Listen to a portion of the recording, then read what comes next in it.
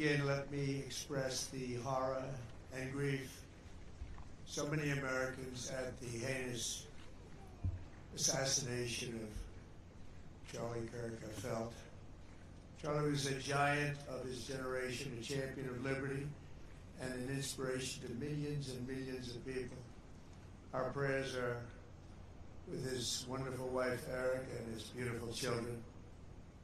Fantastic people they are.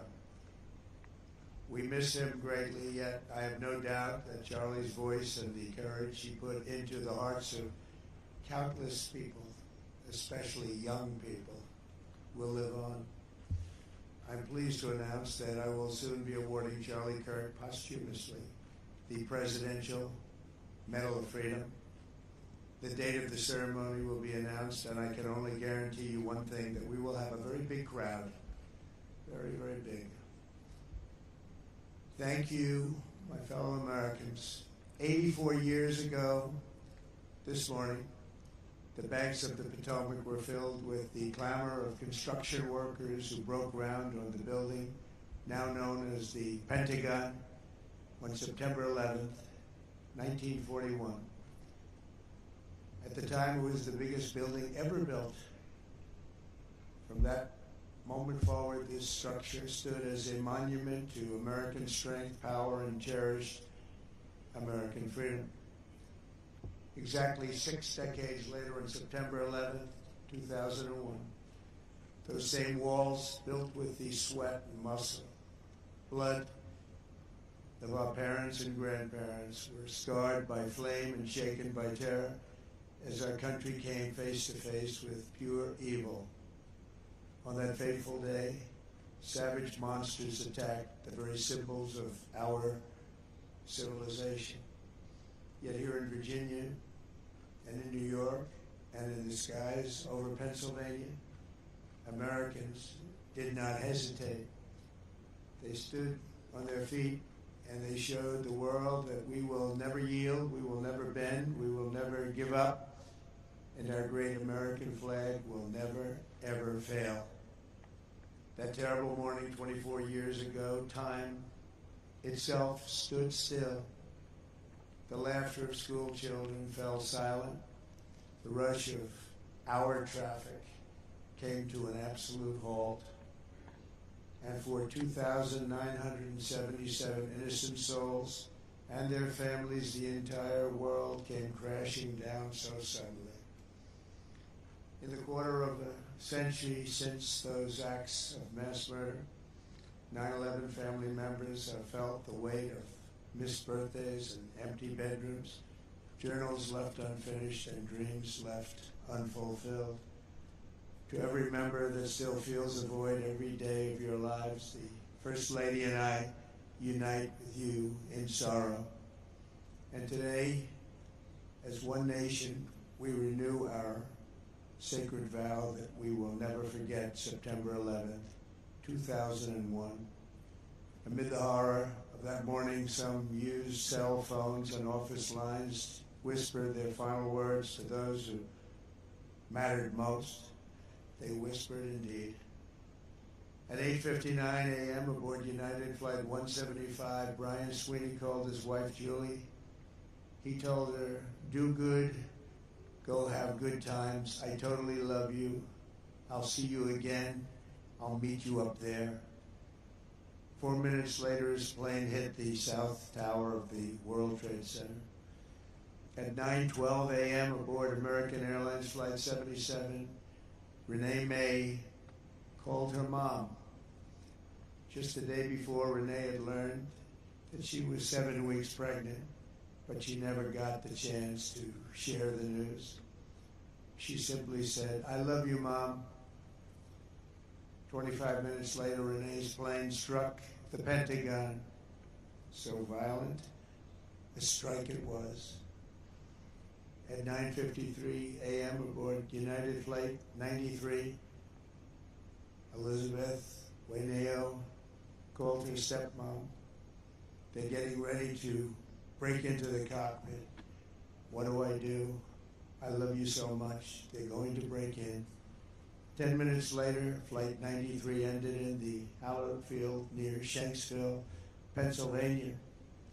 At 10:25 a.m., Tom McGinnis was trapped on the 92nd floor of the North Tower when he told his wonderful wife, Elena, on the phone, "There are people jumping from the floors above us.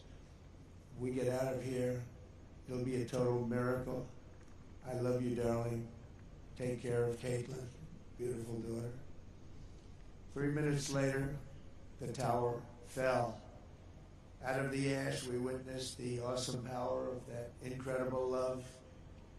We've seen it rise again. Out of the wreckage, we watched unbelievable courage suddenly take form. And out of the darkness, we saw the timeless truth of American character shine for the world to see. In America, we take blows, but we never buckle. We bleed, but we do not bow. And we defy the fear, endure the flames, and emerge from the crucible of every hardship stronger, prouder, and greater than ever before. Last year, we were a dead country. Now we have the hottest country anywhere in the world. In New York, there were heroes like Chuck Costello, a 46-year-old elevator mechanic, and a member of the Knights of Columbus. He selflessly ran into the World Trade Center to free people trapped in the elevators. His body was not found until the following January, deep under the debris. While going through his belongings, Chuck's widow, Mary, a phenomenal woman, discovered a personal prayer written in his own words, "Help me to light the way for those in the dark, and when I enter the darkness, let me not panic, but patiently wait to remember the light." Beautiful words. When the time came, Chuck ran boldly into the darkness of hell on earth, and now he shines in the light of heaven above. We remember him this morning. That day we learned that the American heroic spirit was all around us. We saw it in the police officers, the great firefighters, the service members here at the Pentagon, and in the hearts of every American who answered history's call.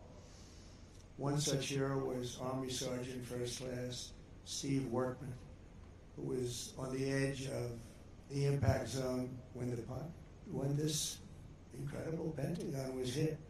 He was right there.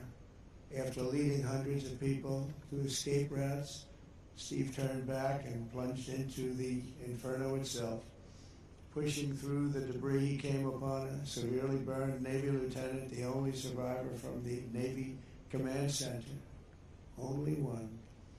The wounded lieutenant looked into Steve's soul and said, "Don't let me die." Steve replied, "I won't. I've got you. Just hang on." He wheeled the lieutenant out of the wreckage of the back of a maintenance cart before getting in the ambulance and taking him to Walter Reed Hospital.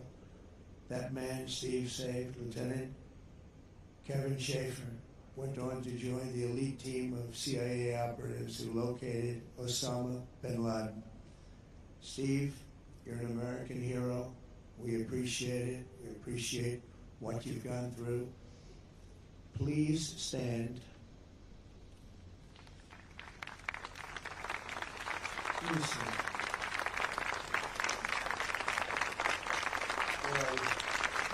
Good-looking man. A good-looking guy. You remember that day.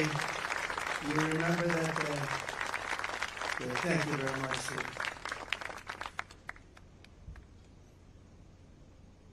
That was something.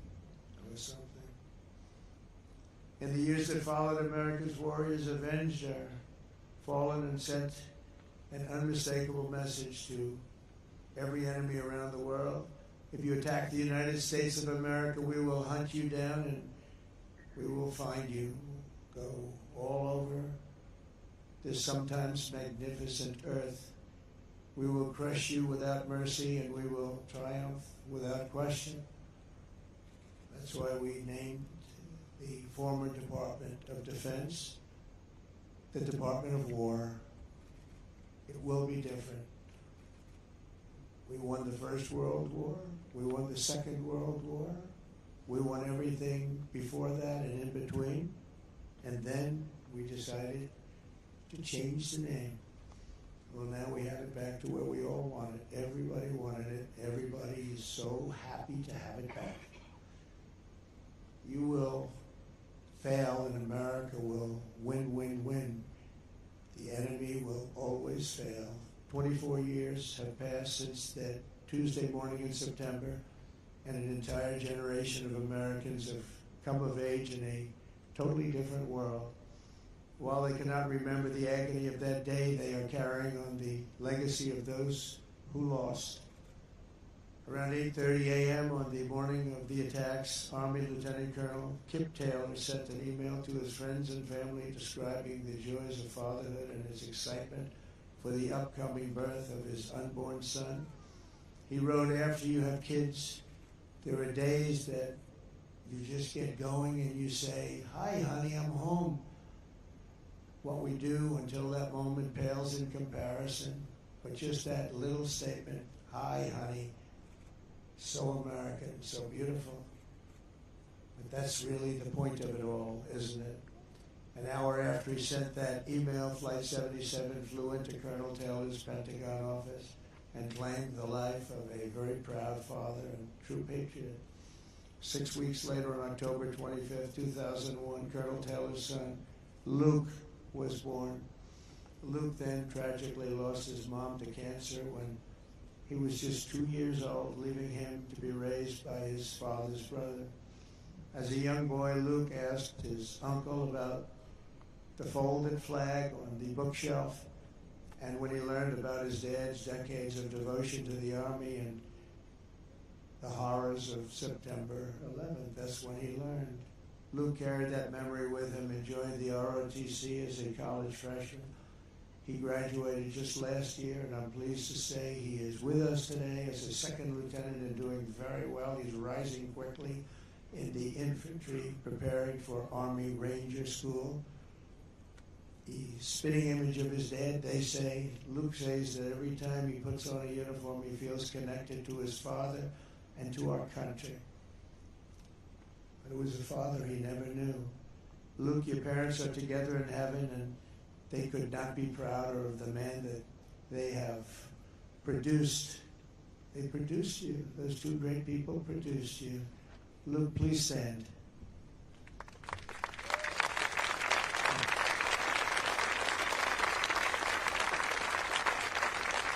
Thank you. You look good, Luke. You look good. They're looking down on you. They're very proud. This morning we recall the light of America's best and bravest and the love that they showed in their final moments. In their memory, we make a solemn pledge and a noble promise. We will honor always our great heroes. You are our heroes. There's a group of people that don't want to talk about our heroes, but we will always talk about our heroes. And that's the way our country is, and that's the way the people feel. We will defend the nation they served, the values they upheld, and the freedom for which they died. We will support our troops, we will protect our families, and we will preserve the American way of life for every future generation. We will build taller, grow stronger, fight harder, and soar higher. And together we will go forward as one people with one heart, one faith, one flag, and one glorious destiny under Almighty God. May God bless the memories of those who died and the heroes who fought and the soldiers who still stand watch. May God bless the United States of America. Thank you very much. Thank you. Thank you.